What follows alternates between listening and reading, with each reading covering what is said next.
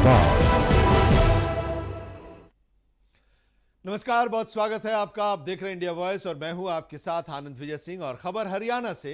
हरियाणा के मुख्यमंत्री नायब सिंह सैनी ने कहा है कि सरकार ने प्रदेश के परिवारजनों के जीवन में सकारात्मक बदलाव लाने का कार्य किया है।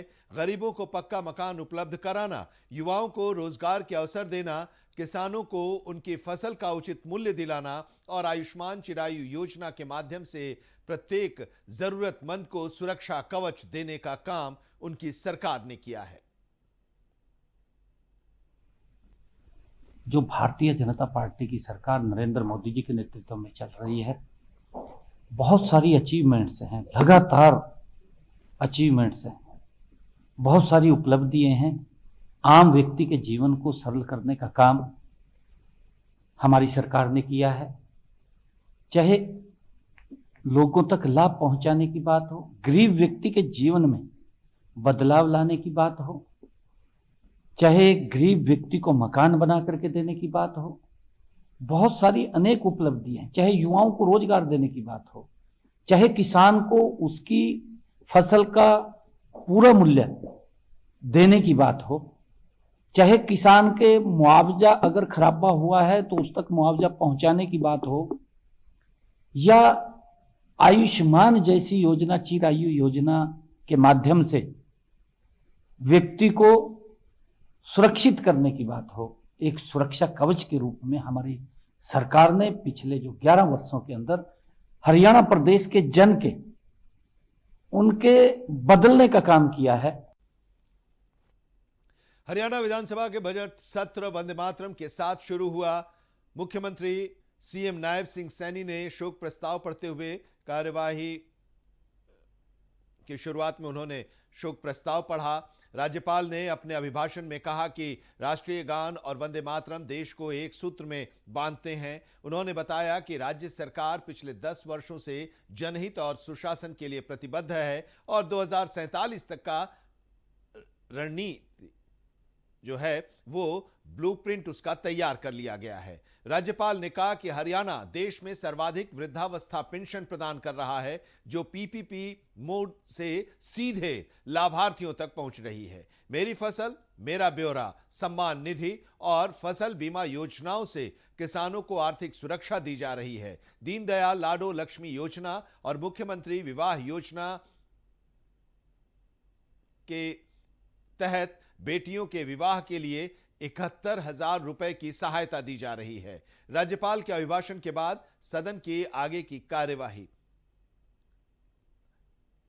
आज के लिए स्थगित की गई और कल से फिर से सदन की कार्यवाही अब सोमवार से in the hearts of the millions of our people and united them for participating in the freedom struggle.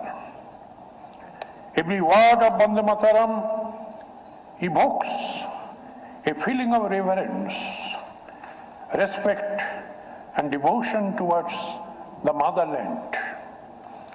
The land of Haryana has always remained suffused with nationalistic spirit.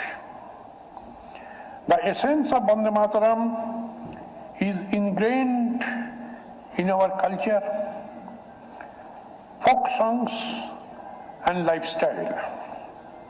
The nation celebrates the people of our state particularly for ensuring food security, border security and Olympic medals.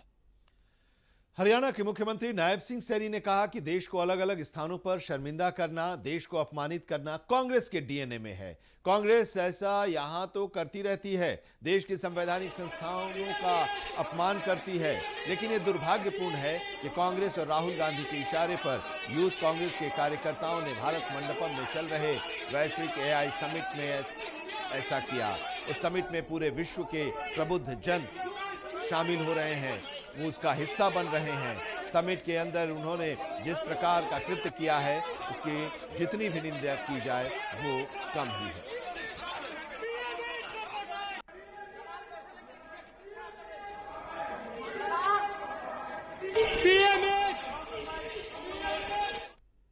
और खबर जींद जिले से, जहां Saudi अरब में आयोजित हुई Asian lacrosse championship में ऐतिहासिक दोहरा स्वर्ण पदक जीतने वाली महिला एवं पुरुष टीम के खिलाड़ियों का अभिनंदन किया गया। इसके बाद इस दौरान उन्हें बधाई दी गई, उनका स्वागत किया गया। मुख्यमंत्री नायब सिंह सैनी ने इस मौके पर कहा कि अपने उत्कृष्ट प्रदर्शन से इन लोगों ने न केवल हरियाणा बल्कि पूरे देश का नाम रोशन किया है।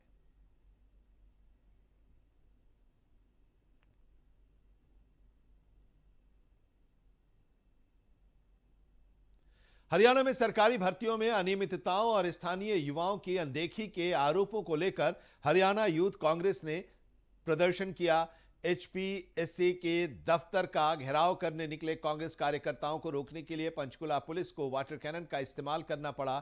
इस दौरान सांसद दीपेंद्र हुड्डा, सांसद वरुण मुलाना, यूथ कांग्रेस के राष्ट्रीय अध्यक्ष उदय भानु चिब को पुलिस ने डिटेन किया और उन्हें पंचकुला ले गई। प्रदर्शन कर रहे सांसद दीपेंद्र हुड्डा, वरुण चौधरी सहित यूथ कांग्रेस के नेताओं को हिरासत में लिया गया। इस दौरान दीपेंद्र हुड्डा ने राज्य सरकार पर हमला बोलते हुए भर्ती घोटाले, पेपर लीक, रिश्वतखोरी को लेकर घेरा सरकार को। वहीं उन्होंने एचपीएससी के तमाम भर्ती घोटालों की निष्पक्ष जांच कराकर दोषियों पर कार्रवाई की मांग की है।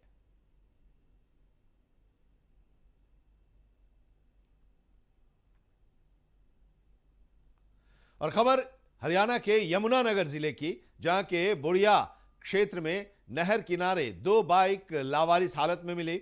दोनों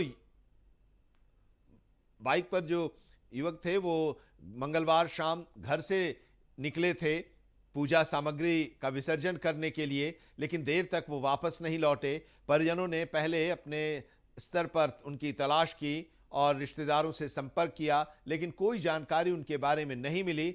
उसके बाद पुलिस को उन्होंने इन्फॉर्म किया, थाने में मामला दर्ज कराया और उसके बाद मौके पर पुलिस पहुंची। गोताखोरों की मदद से नहर में सर्च अभियान शुरू किया गया है, जहां से बाइक तो मिली है, लेकिन अभी उन दोनों युवकों के बारे में पता नहीं चल पाया।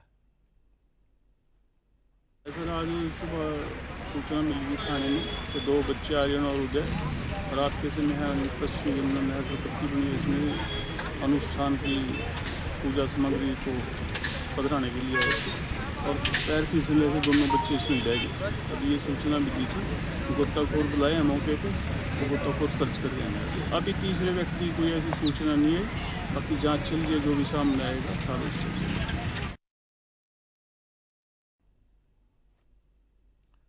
जगाधरी में करियर डिफेंस स्कूल के वार्षिक खेलकूद प्रतियोगिता का आयोजन किया गया। इस प्रतियोगिता में खिलाड़ियों ने अपना शानदार प्रदर्शन किया। मार्च पास्ट के दौरान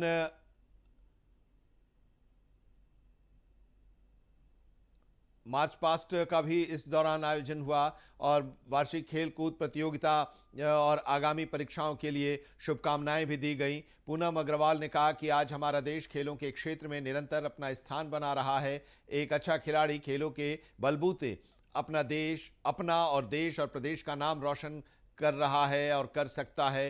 खेल भावना से खेलना खिलाड़ियों को अनुशासन सिखाता है। वहीं रंजन शर्मा ने खिलाड़ियों को संबोधित करते हुए कहा कि सच्ची जीत खेल भावना में ही है।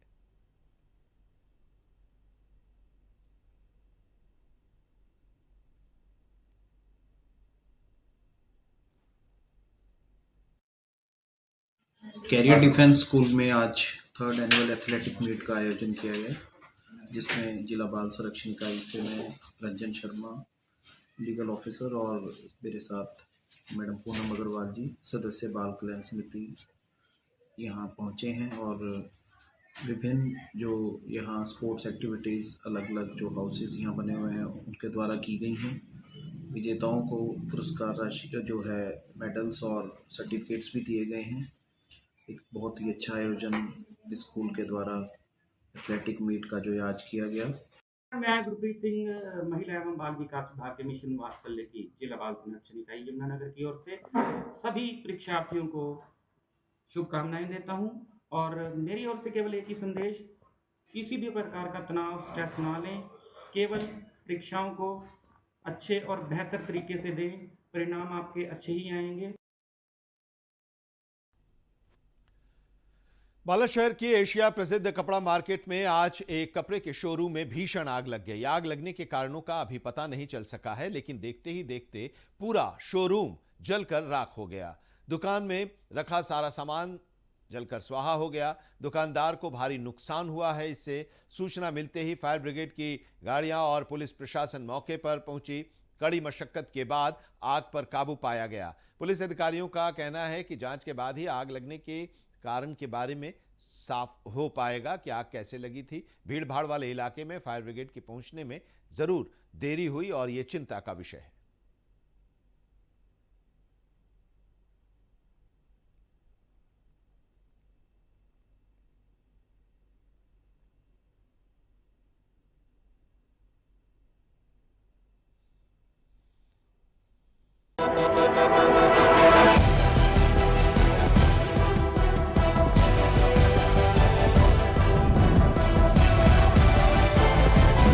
इंडिया बॉयज, आपकी सोच, आपकी आवाज।